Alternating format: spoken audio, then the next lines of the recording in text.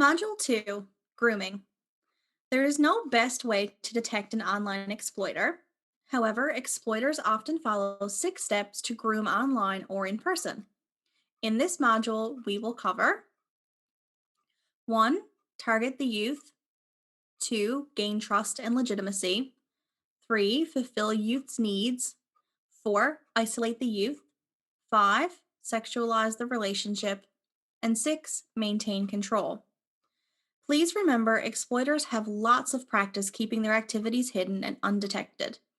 Many people taking this training are new to recognizing the behaviors or exploiters.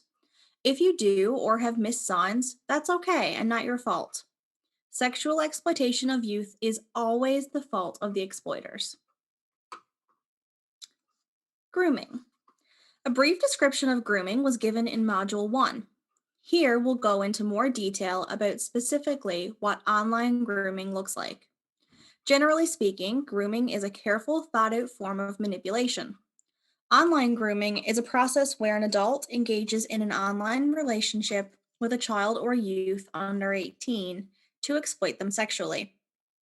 These interactions can happen over social media like Facebook, Snapchat, TikTok, Instagram, etc., through online gaming platforms like Discord, Xbox Live, etc., even through apps and games designed for children.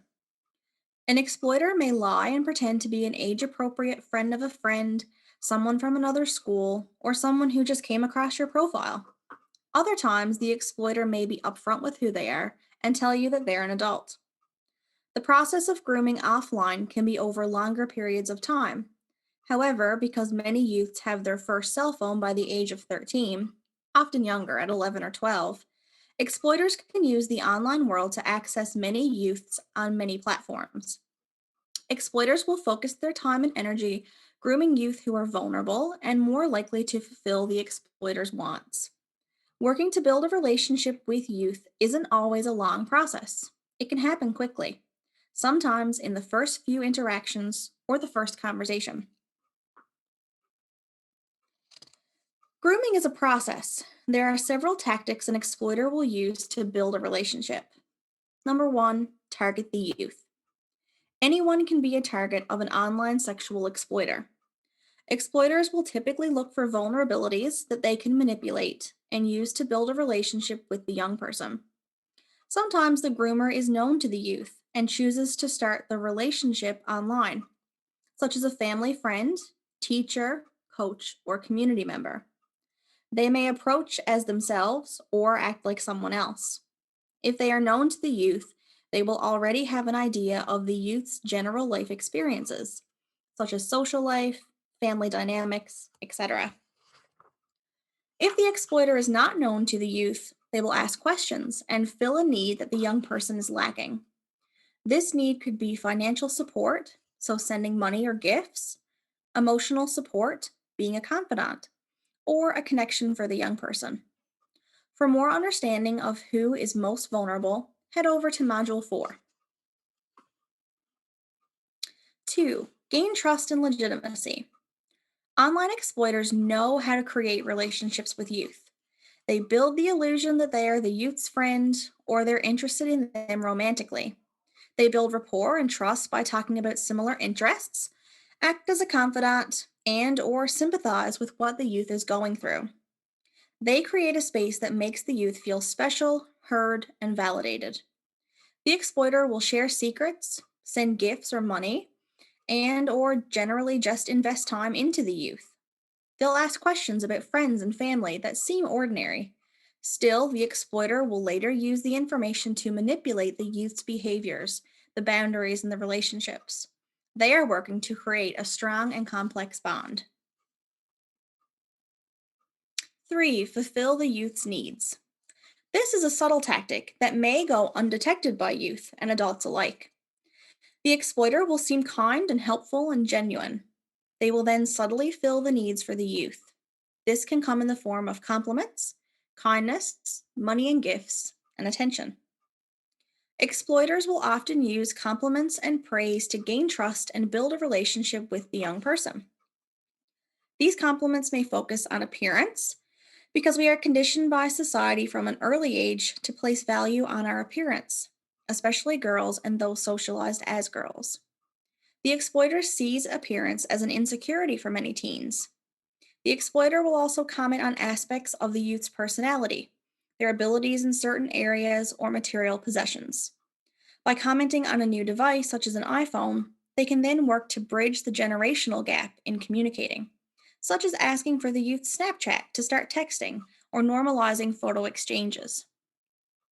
Suppose a groomer is looking to gauge the compliance of the youth quickly. In that case, they will make sexually explicit comments early on. These comments can be about sexual performance, sexual remarks about physical appearance, or sexual comments about their personality. Some examples would include appearance compliments. Wow, you're really good at that game. Compliments about possessions. So cool you got that new iPhone. Sexually explicit comments. I bet you're great in bed. Sexual comments about physical appearance. Wow, you look so hot and sexy. Other examples of sexual comments? You have a sexy voice. It is common for online groomers to communicate with youth in the same way that a youth would communicate with their peers. They are sometimes using abbreviations, such as the letter U instead of the word U. The exploiter will ask questions to gauge the youth's adult oversight. For example, they may ask about what the adults in the home do for a living. This helps the exploiter assess the home. Additionally, it gives the exploiter a good idea of the hours that the adults are in the house and when they'll be away. Knowing this information, the exploiter can make a point to talk to the youth at times when they know the adults are not home. Finally, the exploiter may ask if anyone else uses the computer or device to see if the conversations are monitored. The more information an exploiter has about a youth's life, the more they can identify unfulfilled needs and fulfill them. There have been many instances of online, non contact exploiters sending cell phones or other devices to youth to keep the relationship secret and talk in private. This is a form of isolation because the groomer is getting the young person alone by giving them a device, a secret that's just between them. If an adult does not know that the young person has the device, they can't monitor what's happening. Additionally, exploiters will use self destructing messaging options, such as Snapchat or secret conversations on Facebook Messenger, to hide the conversation and leave no evidence automatically. Suppose the youth is aware that they are talking with an adult. In that case, the groomer may comment on this power imbalance to test and push the youth's comfort zone, their boundaries. The exploiter may also talk about the dangers of talking to strangers online to show the youth that they have their well being in mind. Doing so allows trust to build between the youth and the exploiter. Exploiters will tell youth that they are special to them because they are taking a risk by talking to the youth. This manipulation fulfills the youth's need to feel loved and special while conflating feeling loved with secrecy, discomfort, and control. The groomer may also use subtle ways to find out about the youth's sexual experience and if they are interested in traveling to meet. It's unlikely that an exploiter will just come out and say, "Will you meet me?" But they may gauge the youth's general interest in traveling by commenting on a fun activity, place, or event that the groomer thinks will appeal to the youth. 4. Isolate the youth. Isolation removes the circle of safe people in the youth's life. Exploiters will isolate youth from adults and other youth alike because the other youth may speak to a safe adult about the exploiter. Isolation makes the exploiter the only safe person in a youth's life, which allows the exploiter to further isolate them by reinforcing rifts between adults and the youth that already exist. For example, a youth who has a curfew much earlier than that of their friends may be mad at the adults who are enforcing that curfew. An exploiter would reinforce that the curfew is unfair to the youth. 5. Sexualize the relationship. Desexualizing the youth to sexual conversations or materials is another tactic used. This is done when a relationship has been built and trust has been established.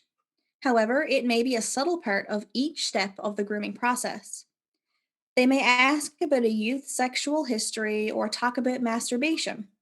The exploiter could start by normalizing sexually explicit content in their relationship, such as images and text. They may make sexual comments about the youth's body, normalize being partially or fully naked, such as going swimming together, or ask for explicit photos and videos. 6. Maintain control. If you have been exploited, it is not your fault. Controlling youth is a common tactic that online groomers use. The exploiter may start to exert control if a youth says they won't send an explicit photo or video. The exploiter will use information gathered in the earlier stages of the grooming process to manipulate the youth. For example, if the exploiter sent the youth money, they will tell the youth they need to pay them back, or that the youth now owes the exploiter money. They may threaten to release sexually explicit images, videos, or text of the youth publicly. They may tell the youth that they will send the images or videos or text to the adults in the youth's life to create shame and place blame on the youth. Once an exploiter has control over the youth, they will work to maintain that control. They may threaten to hurt your family in some way. They will make you feel shame, guilt, and embarrassment for sending sexually explicit materials and starting the relationship. This is manipulation to maintain control. When talking about online grooming, it is important to note that these exploiters don't follow a timeline. There is no checkbox list. There are common indicators to look for and be aware of. Accountability and transparency are crucial to ensuring an adult in a youth's life is safe. Being in a position of authority or someone you know in real life. Online predators aren't always someone on the other side of the screen who a young person has never met. Often, exploiters are well known community members who adults and youth have come to know and trust. They could be a teacher, a doctor, a coach, or a family friend. Even if we know the person, they can still use the internet to contact and sexually exploit young people online. This is an easy, more private avenue to use where it may not be as obvious to other adults in the youth's life. Just because you know them in person doesn't mean you can trust them. Be aware of the times and types of conversation this adult wants to have with you. Are they talking to you when they know your safe adults aren't around? Are they asking you to keep your conversations private? Are they using the fact that they are in a position of authority to gain your trust? Are they actively trying to have private conversations with you? Are you uncomfortable with what you're talking about and the amount of time you're communicating? Are they asking you to do things that you aren't comfortable with, such as swimming or meeting privately? Does the relationship feel like there's something off with it? If you answered yes to any of these questions, talk to a safe adult you know you can trust. We live in a society where we are meant to trust adults, but not all adults are safe people. Don't be afraid of hurting this person's feelings. You have a right to feel safe. And if someone is making you feel uncomfortable, they should respect that and learn from it.